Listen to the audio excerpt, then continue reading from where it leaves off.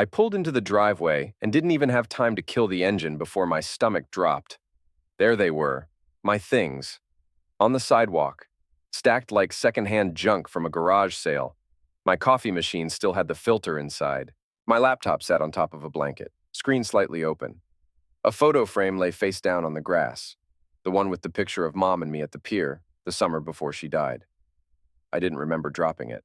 Two men in blue overalls were coming out of the house carrying my bookshelf.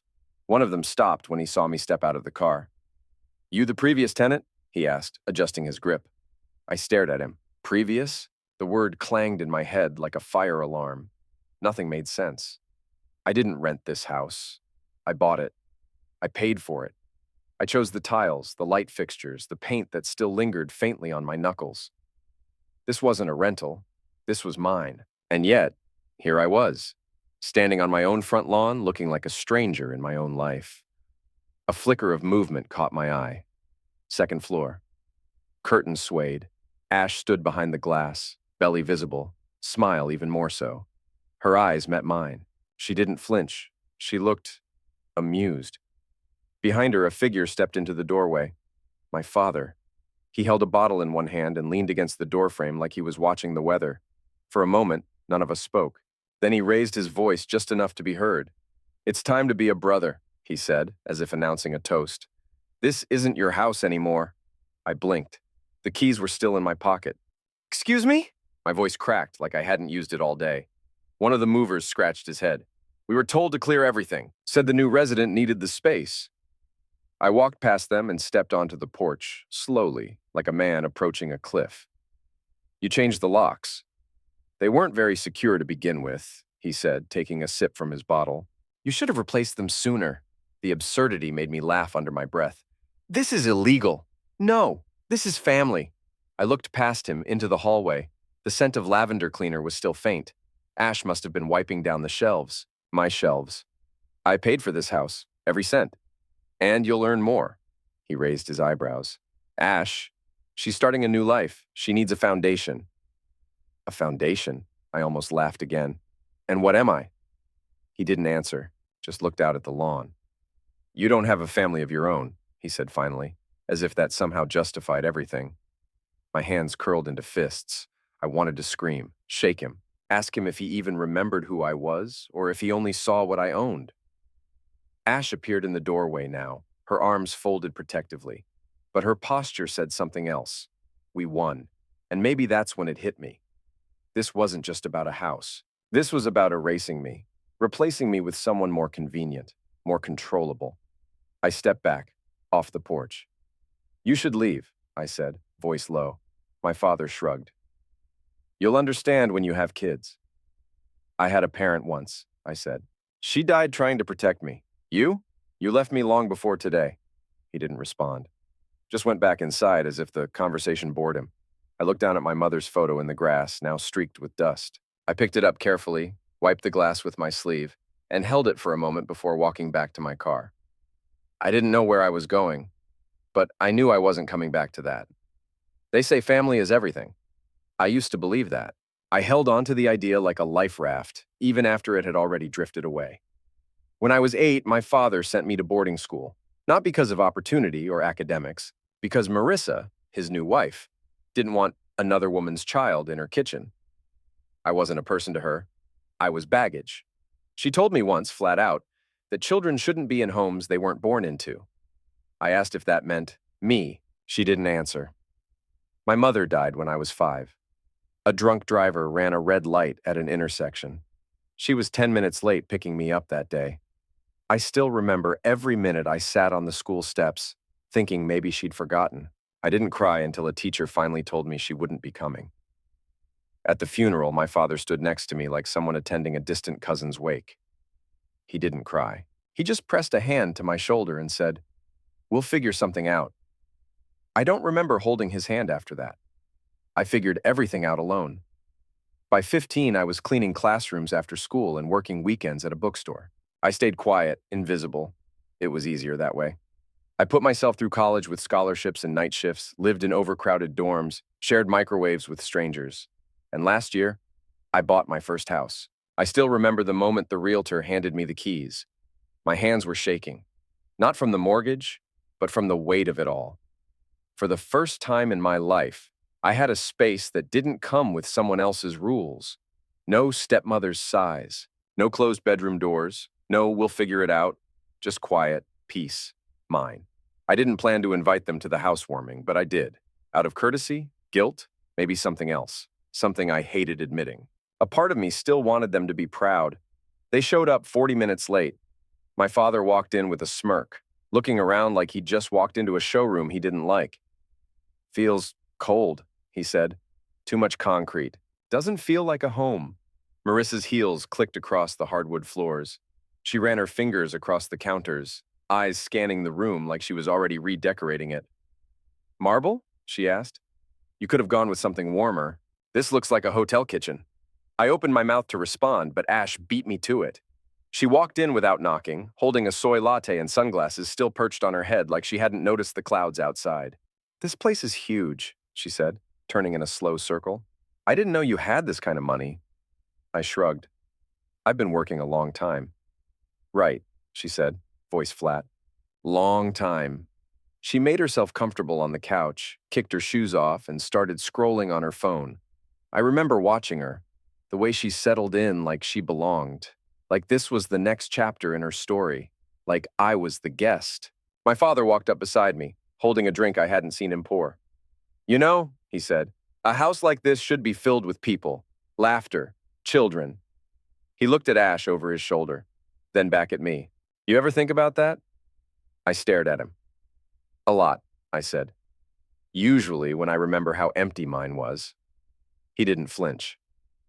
Life gives us chances to rewrite things, he said. Don't waste yours trying to be right. I didn't know what that meant. Not yet. But now I realize he was already preparing the story, setting the tone, rehearsing the script where I would become the selfish one for not giving up what I'd earned. That night when they left, I stood in the doorway for a long time.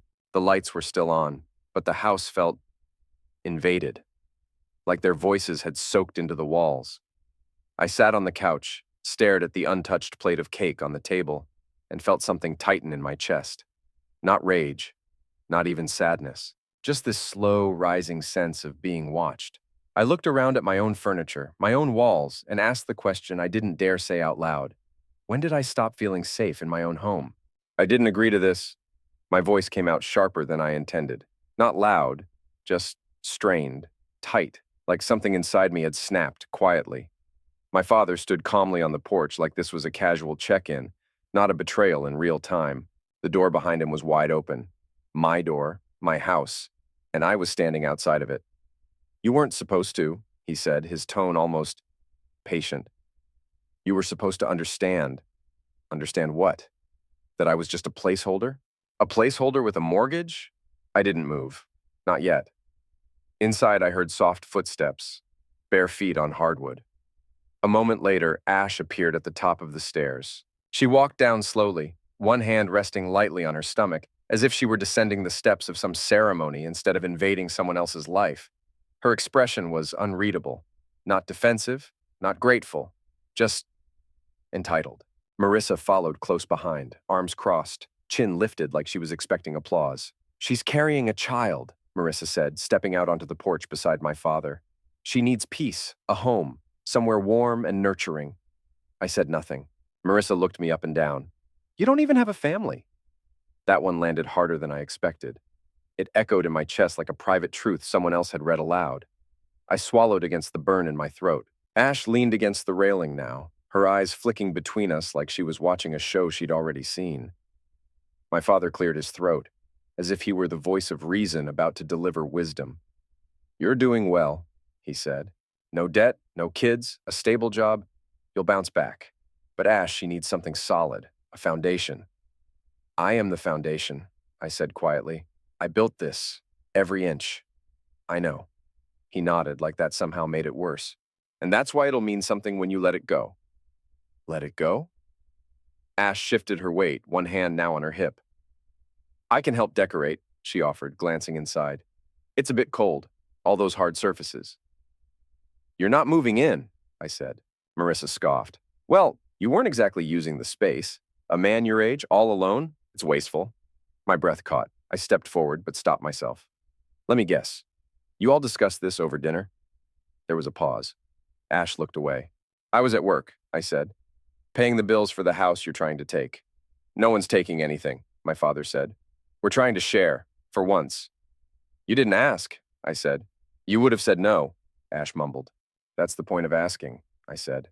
To give someone the choice. Silence settled between us. Uncomfortable, heavy. Ash touched her belly again. I'm bringing a life into this world. Doesn't that count for something? I almost answered. I almost reminded her that bringing life into the world didn't entitle you to steal someone else's. But I didn't, because that was the trap. Any answer that sounded angry would be twisted into cruelty. Any refusal, selfishness. That was the game, and they'd been playing it a long time. I looked at my father. He was still watching me, but there was no recognition in his eyes. No regret, just expectation. You used to be better than this, he said. You had your mother's kindness. I laughed once, low. She died picking me up from school. You showed up late.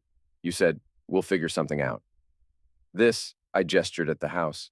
This is what I figured out. Alone. He winced, but only barely. Marissa stepped closer. We're not asking you to vanish, just to make room for someone who needs it more. Ash looked at me then. For the first time, really looked. And maybe she saw something she hadn't expected, because her smirk faltered. You always made me feel like I didn't belong, she said. I blinked. You never tried to. I didn't need to, she said quietly. Dad made sure I already did. There it was. The truth she didn't mean to say. I turned to go. I had no plan, nowhere to sleep that night. But I couldn't stand on that porch 1 second longer. Behind me, I heard Marissa sigh. You're making this difficult, she said. I paused on the sidewalk, looked up at the house, at the window where my mother's curtains once hung, before Marissa replaced them with something more neutral. At the porch, where I first sat with a coffee the morning after moving in, breathing like the world had finally quieted. And now they were inside, warm, comfortable, and I was back out in the cold. I didn't say goodbye. I didn't slam the gate. I just walked, feeling the echo of a boy who'd already lived this once. A suitcase by the door, a car waiting at the curb, a father who said nothing as I left. Only this time, I wasn't 8, and I wasn't going to disappear quietly. The house was dark when I returned, but it wasn't empty. That kind of darkness has a weight to it. Not peaceful, not silent. The kind of stillness that feels like someone is holding their breath behind the curtains. I parked across the street and sat for a minute, engine ticking as it cooled. The porch light was on. I hadn't left it that way. At first, I told myself it was a mistake. Maybe I left it on before work. Maybe I was too tired that morning to notice. But then the porch door opened, and Ash walked out. She didn't see me, not at first. She stepped onto the porch like it was hers, barefoot, holding a half-eaten apple, scrolling on her phone. She walked to the edge, looked up at the sky like she was waiting for something, then turned and went back inside. No hesitation, no knock, no keys, just walked in. My hand clenched the steering wheel. I waited 5 more minutes, then stepped out of the car. The wind had picked up. My jacket was too thin. I crossed the street in the quiet and climbed the steps slowly like the wood might groan loud enough to start a war. I tried my key. It didn't fit. I turned it again. Still nothing. A hollow clink. I knocked. Heavy footsteps approached. Not hurried. Not surprised. My father opened the door like he'd been expecting a package, not a confrontation. You're back early, he said. I never left, I said. He tilted his head slightly as if amused. Thought you were going to stay somewhere else for the night. Give everyone some space. I am everyone. You've had a long day. Let's not do this now. I held up the useless key. What did you do? He sighed, rubbed the back of his neck like the weight of the conversation tired him already. We had to change the locks. Ash didn't feel safe. Safe? From me? Marissa's voice floated in from the hallway. She's pregnant. She's emotional. And you were threatening to call the police earlier. It's about her mental health. I looked past him into the hallway. There were shoes by the door. Not mine. The scent of something warm and sweet in the air. Cinnamon, maybe. Like someone was already nesting. I looked back at him. How'd you even get in? He hesitated. Then, without shame, "Your mother's flower pot. You never moved it." I stared at him. That pot had been there since I was a kid. She always said it was just in case. "You never know what you'll forget," she told me once. "Better safe than stuck." And I left it there, after all these years. I left it because it felt like hers. "You used Mom's key?" My voice cracked. "I used what was available," he said. "You desecrated it," I whispered. He didn't flinch. I stepped back. My chest was burning, not from anger, not yet, but from something older, something more familiar. I took out my phone and dialed. When the officers arrived, their presence brought no relief. They were polite, but unsure. One of them asked if we wanted to handle this privately. My father stood in the doorway like a man wrongly accused, explaining with calm clarity that this was just a misunderstanding. Marissa pulled a tissue from her sleeve and dabbed at the corner of her eyes. Ash stayed upstairs, but I heard her crying through the ceiling. "I'm the legal owner of this house," I said. "Do you have documentation?" the officer asked gently. "Not on me, but I can—" "It's a family matter," my father interrupted. "He's just upset. We all are. You changed the locks." "I did, for her safety." He gestured upstairs, where Ash's soft sobs now felt like part of the script. The officer pulled me aside. "I'm sorry," he said quietly, "but without proof of ownership or a court order, we can't remove them. It's a civil matter." "A civil matter?" I repeated. "Technically, it's a domestic issue. Even though it's your property, they claim to have residency. And if she's pregnant—" I stepped back again, numb. "She's pregnant," I repeated. "So I don't have rights?" He didn't answer. I watched the house as I returned to my car. The windows were glowing now. Ash had turned on the living room lights. She walked across the room like it belonged to her. She was holding a mug, laughing. Someone had put a throw blanket on the couch. Not mine. They were settling in. I sat in the car for an hour. Just sat. I didn't turn the radio on. Didn't call anyone. There was no one to call. The heater hummed. A streetlight buzzed above me. Inside, their silhouettes moved across the curtains like shadows in a play. I wanted to scream. I wanted to drive the car straight through the wall. I wanted to go back in time and tell my mother not to put the spare key there. But most of all, I wanted to believe this wasn't real. Eventually, I reclined the seat and pulled my coat tighter. It was cold. The kind of cold that doesn't come from weather, but from knowing, truly knowing, that no one's going to come outside and ask if you're okay. No one's going to notice you didn't make it back in. They'd lock the door behind them. And I slept in the driveway, in my own car, outside my own house. Just like I did the night they dropped me off at boarding school without saying goodbye. Except this time I wasn't a child. And this time I wasn't going to stay outside for long. The handwriting stopped me cold. "For when you're older," it said. Like she knew this day would come. Like she'd counted on it. I sat cross-legged on the floor of that storage unit, cardboard dust clinging to my jeans. My fingers shook as I unfolded the letter. Her words were short but deliberate. "If you ever wonder why your father acts like he does, ask him about the other boy. He made a mistake. He abandoned him. Like he tried to abandon you." I read it twice, then a third time. "The other boy?" I whispered it out loud, like saying it might make it less surreal. "A brother?" My chest tightened. All these years I thought I was the first mistake, the only one left out in the cold. But there was someone before me. Someone else he left behind. I stared into the box, past old scarves and faded Polaroids. Had I been living a version of someone else's story? Or worse, had I just become its repeat? His voice was quieter than I expected, steady, but cautious. "I didn't think you'd ever reach out," he said. "I didn't think you existed." He let out a soft breath. "Same father, same silence." I told him about the letter, about how our mother had hidden it all those years, waiting for the day the questions got too loud to ignore. "She said he abandoned you." "He did," he replied. "I was 5 when he stopped answering my mom's calls. She said he got scared. I think he just got bored." Something in my chest pulled tight. He did the same to me. Boarding school, emotional distance, silence. There was a pause. "She used to say your mom was the only one who treated her like a person," Jake said. "Like they were both just trying to make sense of the same man." We were quiet. I stared at my phone. He stared at his wall. Two strangers holding the same scar, just in different places. He was holding a rake, but not using it, just standing there in the dusky light like he'd been waiting for me. "You all right, son?" he asked gently. eyes scanning my face. Saw the squad car last week. Things okay now? I forced a nod, though my throat tightened. Trying to be. A long pause. I tried to help once, he said, voice lower now. When you were little. I turned fully toward him. What do you mean? He shifted his weight. Back then, I wasn't retired. I was a social worker. Your mother, she filed a report, emotional neglect, said she was worried about how he spoke to you when no one else was around. The air between us felt stiller than the evening breeze. I opened a case, he continued. But your father, he had connections. The file vanished. She cried in my office, said she knew it would happen. He looked down at the rake, then back at me.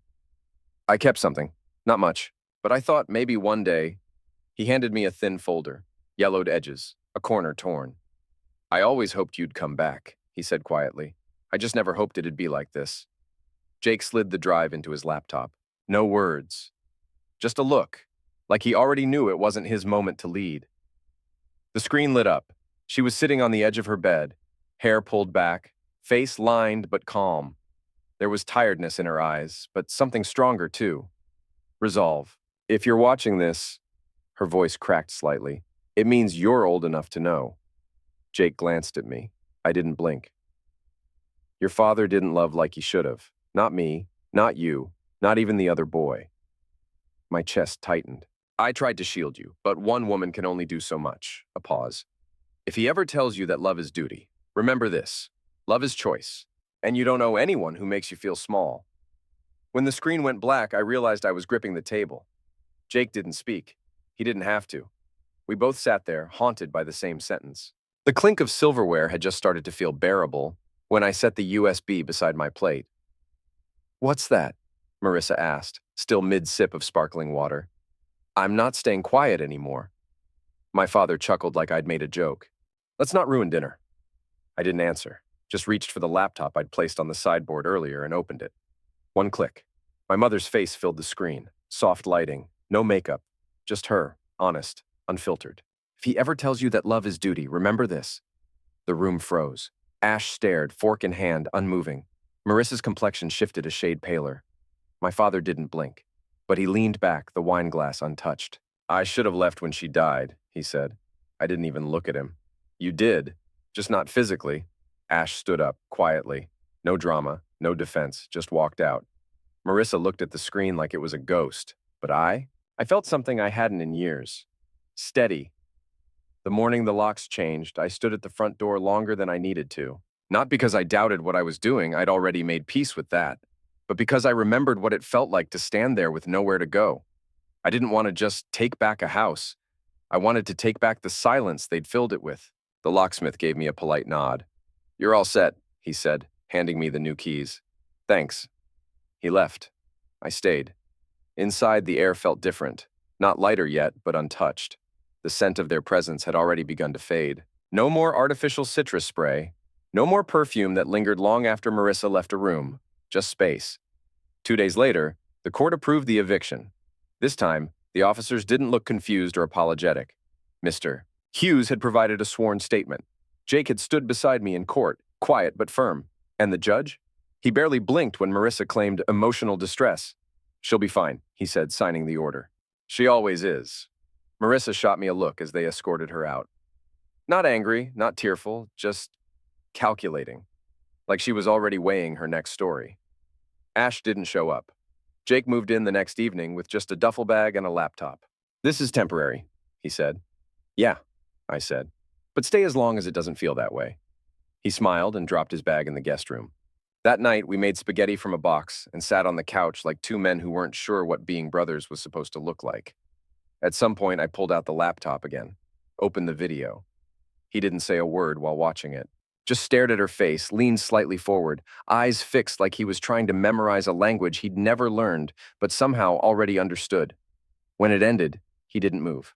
I wish I'd had something like that, he whispered, almost too softly to hear.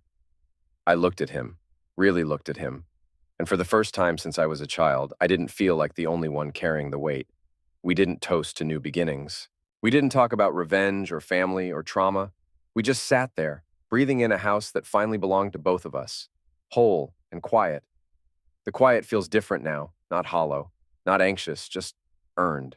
I sat on the back porch with coffee cooling in my hands, listening to the creak of the wind through the trees. It was the same sound I used to dread when I was alone here. Now, it sounded like peace. Jake texted that morning. Just a single line. Think I'm doing it. The name change. I stared at the message for a second before typing, "Me too." He sent back a laughing emoji. It was the most brotherly thing we'd ever shared. Sometimes I drive by their new place. I don't stop. I don't need to. Marissa turns away like she doesn't see me. Ash glances, then looks down. And my father? He hasn't stepped outside once since I mailed him the USB. No words, just the video, just her voice. You don't get to rewrite history, I told him, now that someone else is finally watching. That silence? That's his now. Mine is full.